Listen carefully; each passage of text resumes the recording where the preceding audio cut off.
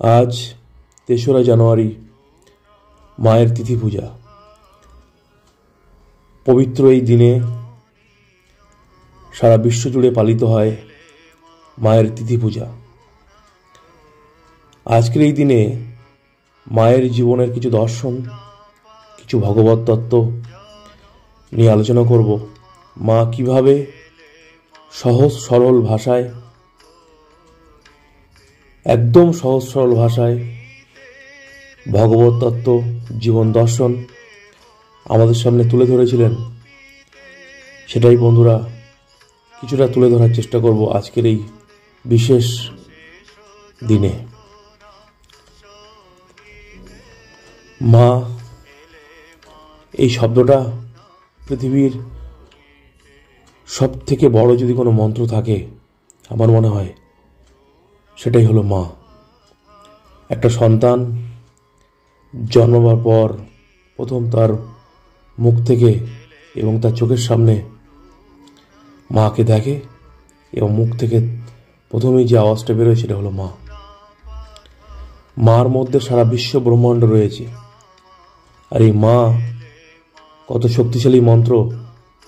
মার ডাক শুনলে, একবার মায়ের কোলে একবার মাথা রাখলে যেন সমস্ত দুঃখ যন্ত্রণা, সারা জীবনের যত বেদনা সব যেন দূর হয়ে যায়। তো আমাদের এই বিশ্বজননী, আমাদের এই সীতা মা, এই রাধা মা, আমাদের এই মা শারদা, তিনি সারাটা জীবন তিনি সাধনায় ব্রতী ছিলেন। সহজ সরল ভাষায় ভগবত তত্ত্ব প্রচার করে গেছেন তিনি জীবনে কীভাবে পথ চলতে হয়, জীবনে কীভাবে সমস্যার মোকাবেলা করতে হয়, সবটাই শিখিয়ে দিয়ে গেছেন আমাদের। সবাইকে সন্তান রূপে দেখার যে অসাধারণ ক্ষমতা, সেটা ছিল আমাদের মায়ের। সমাজ যাকে দূরে ঠেলে ফেলে দিত, তাকেও তিনি আপন করে নিয়েছেন। তিনি বলতেন, আমি সতেরও মা, অসতেরও মা, আমি সত্যিকারের মা, গরুপত্নী নয়, পাতানো মা নয়, কথার কথা মা নয়, সত্য জননী। এত বড় কথা বন্ধুরা, এত বড় কথা একমাত্র আমাদের মা শারদাই বলতে পারেন।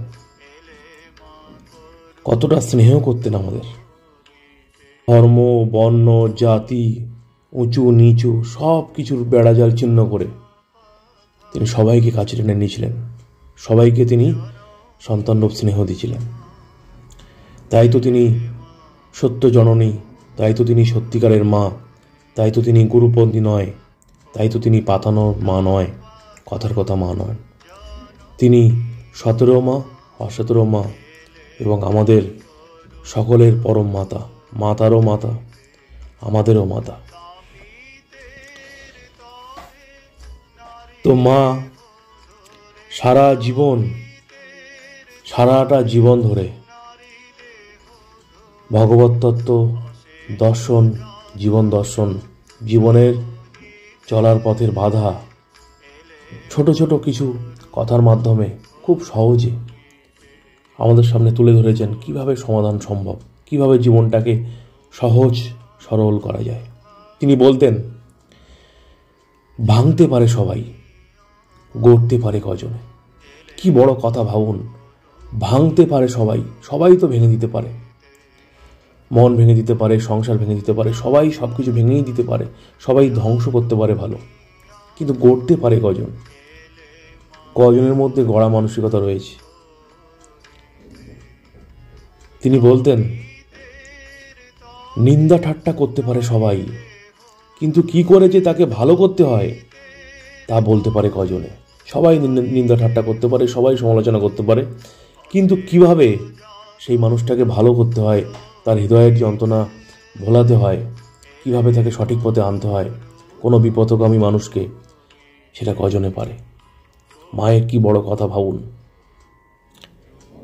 তিনি বলতেন, কাজ করা চাই বই কি, কর্ম করতে করতে কর্মের বন্ধন কেটে যায়, তবে নিষ্কাম ভাব আসে।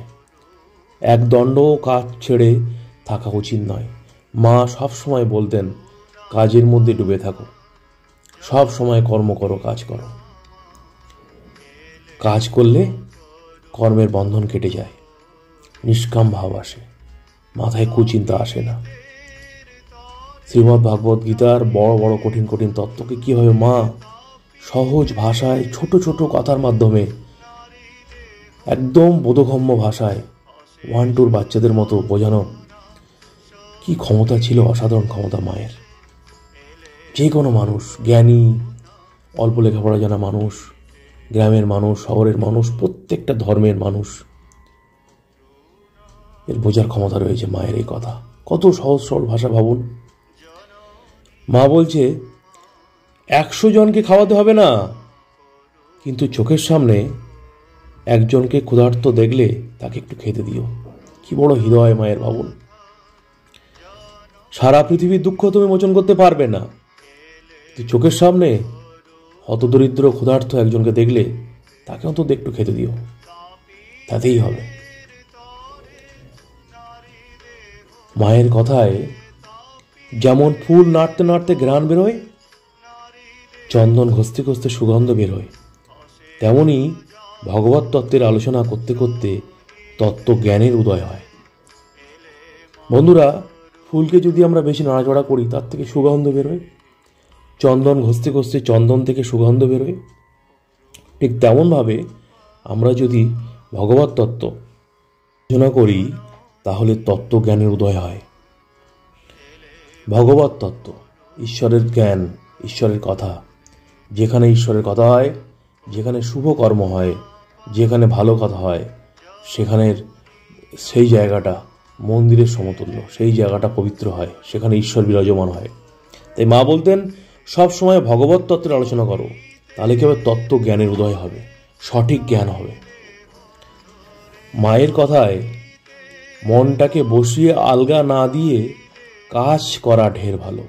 মন আলগা হলেই যত গোল বাধায়। মনটাকে মা বলতেন সব সময় কাজের মধ্যে ডুবিয়ে রাখো। মন যদি অলসতা পায়, মন যদি কাজ না পায়, মন যদি একা থাকে, তাহলে মনের মধ্যে কুচিন্তা বাসা বাঁধবে। কি বড় কথা ভাবুন বন্ধুরা। কাজের মধ্যে ডুবে থাকলে মন ভালো থাকবে, মন ব্যস্ত থাকবে, মাথায় কুচিন্তা আসবে না। আর যদি কাজ না থাকে, মন যদি একা থাকে, তাহলে মনের মধ্যে কুচিন্তা আসবেই, খারাপ চিন্তা আসবেই। দয়া যার শরীরে নাই সে কি মানুষ, সে তো পশু। যার শরীরে দয়া নেই সে কি মানুষ। বর্তমান দিনে কতটা প্রাসঙ্গিক মায়ের কথাগুলো ভাবুন।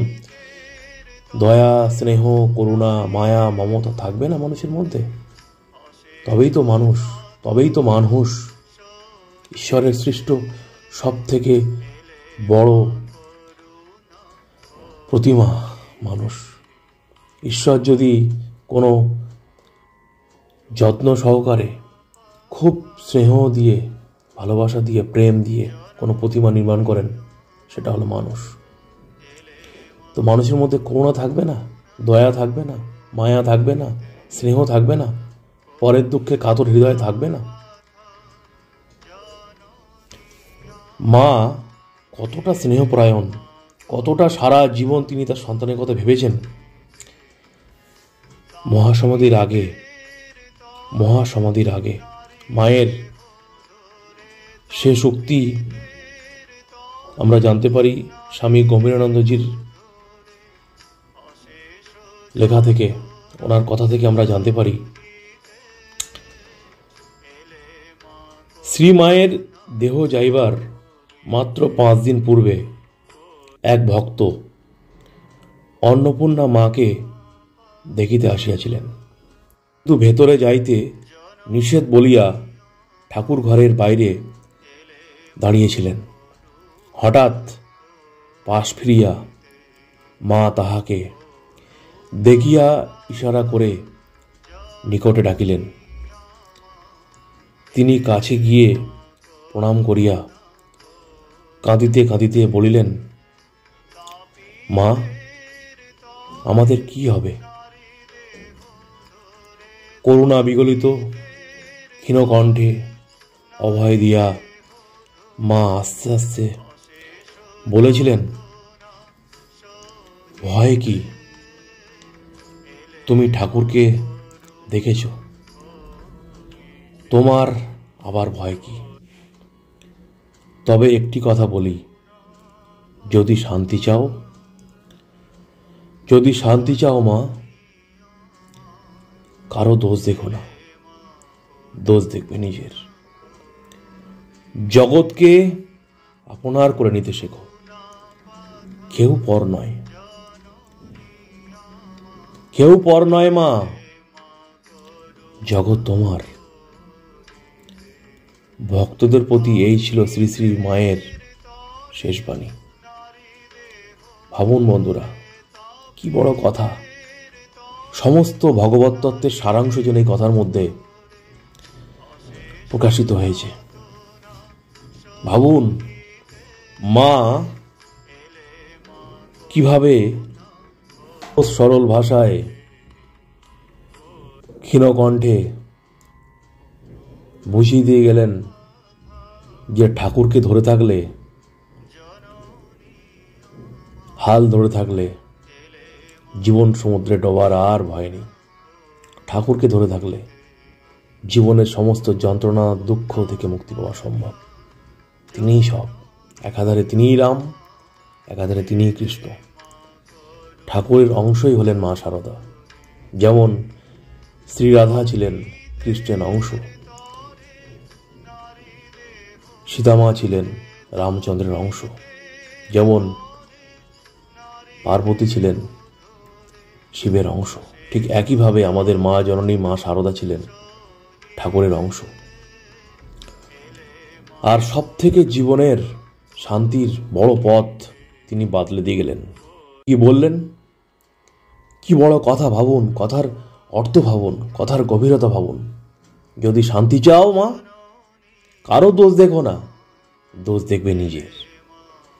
বন্ধুরা, যদি শান্তি পেতে হয়, কারো দোষ না দেখে দোষ দেখবে নিজের। নিজে ঠিক কিনা নিজেকে প্রশ্ন করতে হবে। সমস্ত জগৎ সুন্দর হবে। তাহলে জগৎকে আপনার করে নিতে শেখো। সমস্ত মানুষ, সমস্ত জীব এই জগৎকে আপন করে নিতে শেখো। কেউ পর নয়, সবাই আপন। এই জগৎ তোমার।